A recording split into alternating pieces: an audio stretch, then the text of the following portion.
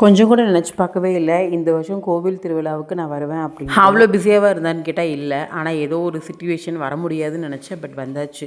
Anyway இந்த கோவிலுக்கு வந்ததுக்கான 3 reasons இருக்குது. இது வந்து ஒரு குழந்தை இயேசு கோவில். இங்கே வந்துட்டு குழந்தைங்களுக்காக வேண்டிக்கிட்டாலோ அல்லது நமக்கு வந்துட்டு மேரேஜ் இல்லது குழந்தை பிறக்கணும் இந்த மாதிரி எது வேணுனாலுமே கண்டிப்பாக நடக்கும். எங்கள் வீட்டுக்கு ரொம்ப பக்கத்தில் இருக்குது. 10th ஸ்கூல் எக்ஸாம் எழுதும் போது மற்ற மாதிரி ரொம்ப முக்கியமான விஷயங்கள், என்னோடய மேரேஜ் இந்த மாதிரி டைம்லலாம் நான் எத்தனை கோயிலுக்கு போனாலும் இங்கே வந்து நான் வேண்டிப்பேன்.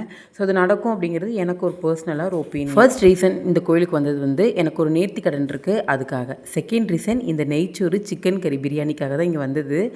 சொல்ல கொஞ்சம் வியர்டாக தான் இருக்குது. பட் இதோட டேஸ்ட் எந்த கடையில் போய் சாப்பிட்டாலும் ஃபீல் பண்ணவே முடியாது இதோட டேஸ்ட்டை. அந்தளவுக்கு சூப்பராக இருக்கும். ஸோ நாங்கள் அதே மாதிரி நினச்ச முதல் காரியம் இங்கே போய் சாப்பிட்டாச்சு. அடுத்தது தேர்க்கடை சுற்றி பார்க்குறது. இந்த வருஷம் தேர் வந்து எங்கள் வீட்டு வாசலில் தான் ரெடி பண்ணாங்க. அதுவே வந்து ரொம்ப ப்ளஸ்டாக இருந்தது நம்ம அதை பார்க்கும்போது.